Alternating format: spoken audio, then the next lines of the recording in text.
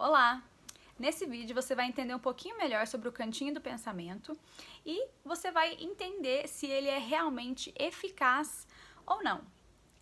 Bom, muitos pais que já optaram por não bater nos filhos utilizam essa ferramenta a fim de corrigirem o que os filhos têm feito de errado. E eu queria trazer uma reflexão para vocês primeiro sobre o que é esse cantinho do pensamento. A criança fez birra, a criança bateu no irmão, a criança fez algo que não foi aceitável pelos pais. O que é que os pais falam? Vai lá pro seu cantinho, vai lá pro cantinho do pensamento. Senta aí e pensa no que você fez. Senta e pensa. É assim que funciona. A pessoa isola a criança, os pais isolam a criança e falam para ela pensar sobre o que ela fez. Agora vamos trazer uma reflexão aqui. O primeiro ponto aqui. Você controla o pensamento do outro? Você consegue dizer o que ele deve pensar ou não? A gente não tem esse poder. A gente não tem o poder de controlar o pensamento do outro. Eu não tenho o poder de falar pra você, vai lá e vai pensar direitinho sobre o que você fez. Não significa que você vá, certo? Não significa que você vai lá e vai pensar sobre aquilo.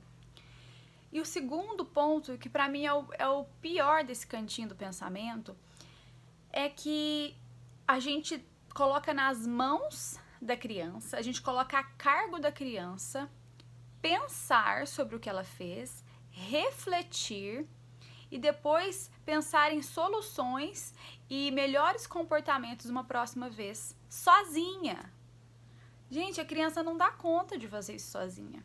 A criança ainda é imatura, ela tem o cérebro imaturo. Ela não tem condições de passar por esses processos, de passar por esse processo de elaboração tão profundo que é o que o adulto propõe. Ela não consegue. Ela vai estar lá no cantinho do pensamento fazendo qualquer coisa, menos de fato pensando no que ela fez. Aí muita gente chega e fala assim, ah, Carol, mas funciona. Eu vou lá, falo pra ir no cantinho do pensamento, fica quietinha lá e depois ela não faz de novo o que ela fez. Bom, algumas ferramentas de punições, né, no caso o cantinho do pensamento é uma punição disfarçada, elas funcionam, sim, funcionam, mas elas funcionam a curto prazo, porque a criança ela vai começar, ela pode sim seguir, fazer o que você está mandando naquele momento, mas aí ela vai começar a apresentar outro tipo de mau comportamento para compensar aquele que ela não está conseguindo mais fazer diferente. Que ela tá tendo que ser reprimida ali. Então é uma ilusão. Você acredita que funciona, mas na verdade não funciona. E o pior disso tudo é que você está deixando nas mãos da criança a responsabilidade de se educar.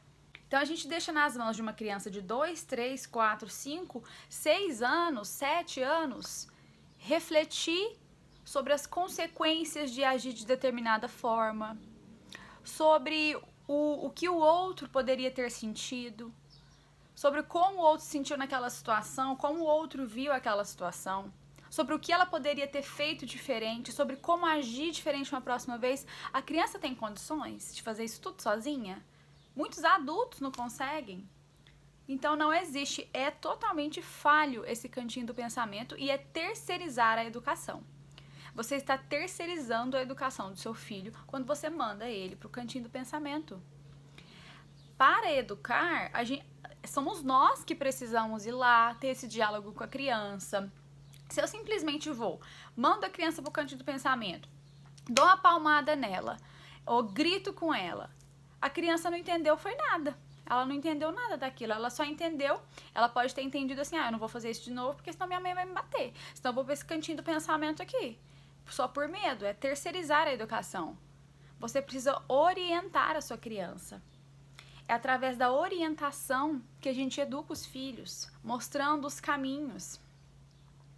E o cantinho do pensamento não promove essa educação. Ele promove, adestramento, tá? Que é o quê? Você precisa cumprir ordens e eu mando e você cumpre. Simplesmente assim. É como se eu falasse para um cachorro, senta, e o cachorro senta. É como se eu falasse, pega, o cachorro vai lá, corre e pega. Isso é adestrar, isso não é educação, tá? Então vai lá pensar no que você fez. Isso é adestramento. Tá bom, então, Carol, já entendi que o cantinho do pensamento é falho. Então, que eu posso fazer para ensinar a minha criança que determinada coisa que ela fez, a forma como ela reagiu, né, com muita agressividade ali, com muita raiva, não é adequado. Bom, primeiramente, o que você precisa fazer é esperar a poeira baixar. O momento de educar sua criança não é no momento que ela estiver com raiva, não é no momento da explosão, não é na base do sermão, porque nesse momento a criança está com o cérebro reptiliano ligado. Esse cérebro reptiliano não é o cérebro racional, não é o cérebro que reflete, que pensa, que busca soluções, tá? E quando uma parte do nosso cérebro está ativa, a outra sai de cena. Ou seja, a sua criança está incapacitada de refletir racionalmente sobre determinada situação. Então, não adianta você tentar dar sermão, tentar conversar na hora que a sua criança estiver lá explodindo, tá? Espera a poeira baixar. Na hora da raiva, então, a sua criança foi lá, pegou os brinquedos e jogou tudo no chão. Para você, isso é aceitável? Provavelmente não. Isso não é aceitável. Tudo bem sentir raiva, mas jogar os brinquedos tudo no chão não é ok. Bater na hora da raiva não é ok. Né? Machucar o outro, machucar a si mesmo e danificar o ambiente não é ok. E você vai ter esse diálogo mesmo com a sua criança. Tá? Então vamos lá. Eu vou trazer um passo a passo para você ter esse diálogo com as crianças maiores, para elas serem protagonistas da sua educação emocional, para elas serem protagonistas da sua volta ao equilíbrio, que elas consigam ter dentro de si esse controle de perceber, olha, isso é aceitável, isso eu posso fazer, porque isso aqui é respeitoso comigo, com o outro e com o ambiente, e isso aqui não é mais. Isso não é mais uma opção. Apenas através do diálogo que a gente consegue mostrar esses caminhos para a criança. Porque existe uma diferença muito grande entre você educar pelo medo e você educar de verdade. Porque quando você educa pelo medo, a criança cria, na psicologia se chama de locus de controle externo. O que significa isso? A motivação de agir bem vem externamente, vem do outro. Certo? Então, eu tô com raiva. Eu não vou jogar o celular da minha mãe no chão, não é porque eu sei que aquilo ali estraga, que aquilo ali vale dinheiro, que aquilo lá é importante pra minha mãe. Não. É porque se eu fizer isso, eu vou apanhar.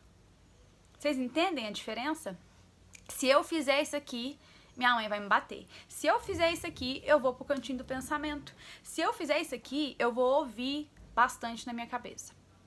Então, essa motivação de agir não pode vir do outro, não pode vir externamente. Senão fica igual aqueles adultos que não usam cinto de segurança e aí tá vendo uma blitz lá na frente, o que faz na hora? Coloca aqui. A pessoa não entende que aquilo lá é para a própria segurança dela. Aquilo lá vai protegê-la se algo acontecer. Não.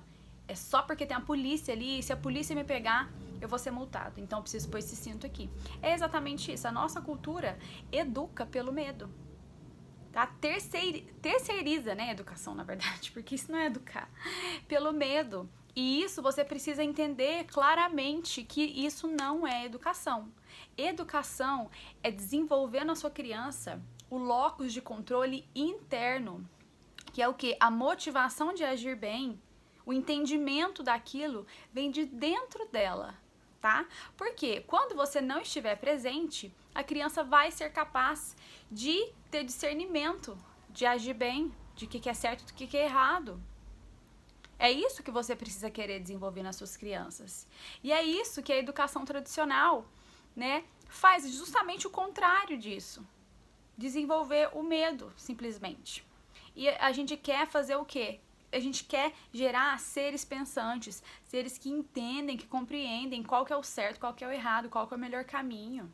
E falar, mas eu vou fazer isso com uma criança, um neném de 2 anos, de 1 ano e meio? Sim, sim. Quanto menor você começar nesse processo de sentar, de explicar, de conversar, mais a sua criança vai ser uma criança tranquila e mais a sua criança vai estar desenvolvendo de verdade o locus de controle interno. Tá? As habilidades que ela vai precisar para ter discernimento do que é certo e o que é errado. Não é você, o adulto, sempre falando para ela o que é certo e o que é errado, tá? Então, quando a sua criança tá no momento da birra, e ela tá jogando as coisas no chão, ela bateu no irmão, ela bateu nela mesma, né? Não adianta nada você ir lá e punir ela por causa disso, que ela não tá entendendo, né?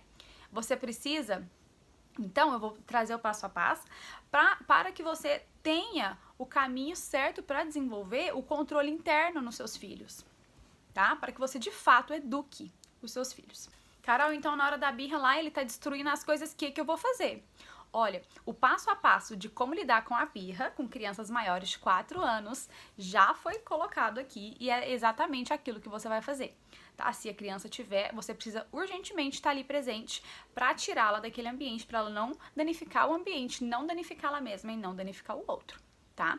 Tá bom, Carol, esperei a poeira baixar, consegui ali fazer aquele passo a passo para lidar com a birra, tá? A poeira baixou, meu filho tá tranquilo, e agora o que eu vou fazer? Porque não foi ok ele quebrar as coisas, não foi ok ele tentar brigar com o irmão.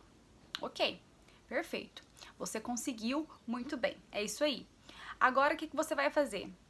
Você vai chegar pro seu filho para conversar com ele. Primeiro ponto, relaxe o rosto, não chega com uma expressão facial brava, de autoritarismo. Vamos conversar aqui sobre o que aconteceu. Porque não adianta, tá? Sua criança não vai se abrir com você. O primeiro ponto, então, é você estar tranquila, você entender que aquilo lá é normal da criança, né? De não saber muito bem ainda controlar seus impulsos, né? De ter autorregulação. Então, você precisa ajudá-la nesse processo. O primeiro passo, então, é você retomar o acontecido. Retomar significa relembrar. Então, você vai falar mesmo o que aconteceu. Você vai falar, olha, filho, eu percebi que aquela hora que seu irmão tirou o brinquedo da sua mão, você ficou muito bravo, né? Segundo passo, valida. Eu entendo você. Tudo bem, tá? Ficar com raiva. Mas a mamãe precisa conversar com você sobre outra coisa. Tudo bem você ficar com raiva. Não tem problema sentir raiva. A mamãe sente, o papai sente. Todos nós sentimos. Mas bater tá proibido aqui nessa casa. Bater no seu irmão, bater em você, está proibido. O que você acabou de fazer? Você mostrou para a criança que a emoção, ela é genuína, ela vem, a gente não controla. Segundo, você mostrou para a criança que ela não é um ET por ter sentido aquela raiva. Terceiro, você mostrou para a criança, você educou a sua criança nesse momento. Você mostrou que é ok sentir raiva, mas não é ok a forma que ele estava lidando com essa raiva.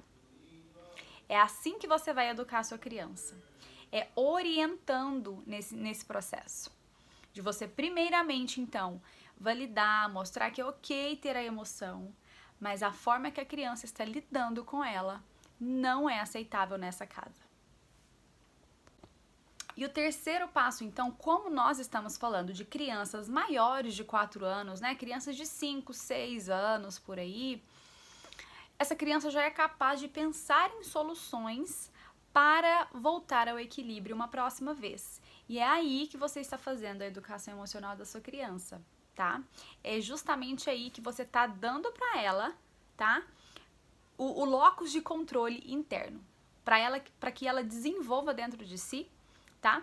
Essas possibilidades e ganhe a habilidade de autorregulação, de se acalmar, que ela consiga enxergar que ela tem total poder nessa hora de voltar ao equilíbrio sozinha. Sozinha não no sentido de abandonada, tá? Mas no sentido de que, olha, eu já tenho capacidade de pensar em como eu posso me acalmar uma próxima vez. E é aí que você vai continuar conversando com a sua criança sobre isso. A pergunta número 4. Você vai fazer essa pergunta para sua criança. Como que você poderia agir uma próxima vez quando você estiver com raiva? O que você acha que vai te acalmar? O que você acha que vai te ajudar a se acalmar uma próxima vez? Ouça a sua criança, ela vai trazer ideias. Ouça, acolha essas ideias, sorria. Boa ideia, meu filho, interessante, legal. Vamos anotar essas ideias? Você pode anotar as ideias para o seu filho se ele ainda não escrever, tá?